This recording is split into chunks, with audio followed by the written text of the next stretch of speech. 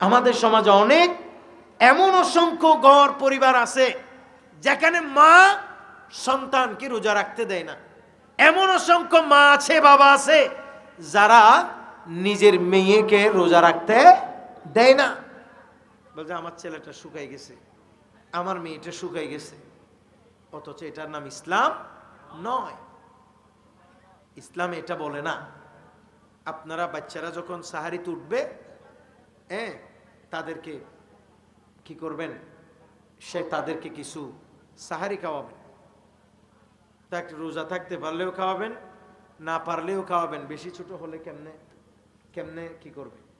বেশি ছোট হলে তো রোজা রাখতে পারবে না, কিন্তু তারপরেও তাকে কিছু খাওয়াবেন। কারণ আমার নবী বলেছেন সাহারের ভিতরে বারাকা রয়েছে। একটু জোরে বলুন না সুবহানাল্লাহ। আর এই পুরা মাসের প্রত্যেকটি জায়গায় জায়গায় রন্ধরে রন্ধরে বারাকা, আল্লাহ তাআলার বারাকা রয়েছে। এই পুরা মাস জুড়ে রমজানুল মুবারকে শুধুমাত্র কদরের রাতে বরকত নয়, শুধুমাত্র রোজার সাহারির ওয়াক্তে বরকত নয়, রোজার মাসের প্রত্যেকটা মুহূর্ত বরকতময়। একটু জোরে বলুন না সুবহানাল্লাহ। প্রিয় ভাইরা আমার, নবী করিম সাল্লাল্লাহু তাআলা আলাইহি ওয়াসাল্লাম বলেছেন, ইযা দাখালা শাহরু রমাদান ফুতিহাত আবওয়াবুস সামাই।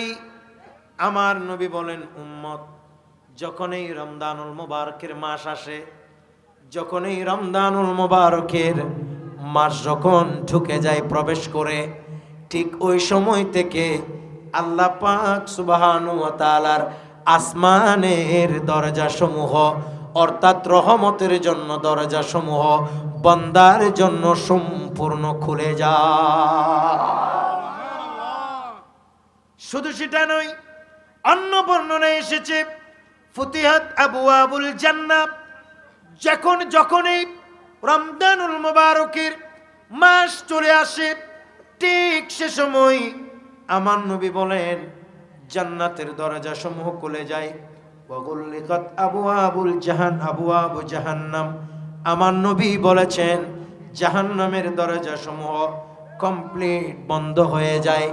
এমন কি আল্লাহ নবী বলেছেন, আমার নবী বলেছেন যে শয়তানকে পর্যন্ত রমজানুল মুবারকের মাসে শয়তানকে পর্যন্ত জিনজিরাবদ্ধ করে রাখা হয়, যাতে করে আল্লাহর বান্দারা একেবারে নিরবচ্ছিন্নভাবে মহান রব্বে করিমকে ডাকতে পারে, আল্লাহকে যেন সন্তুষ্ট করতে পারে।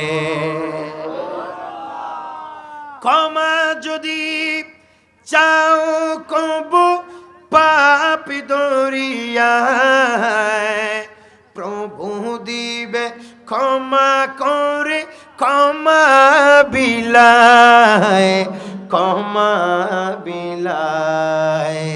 ক্ষমা যদি চাও কবু পাপী দরিয়ায়, প্রভু দিবে ক্ষমা করে ক্ষমা বিলায়, ক্ষমা বিলায়।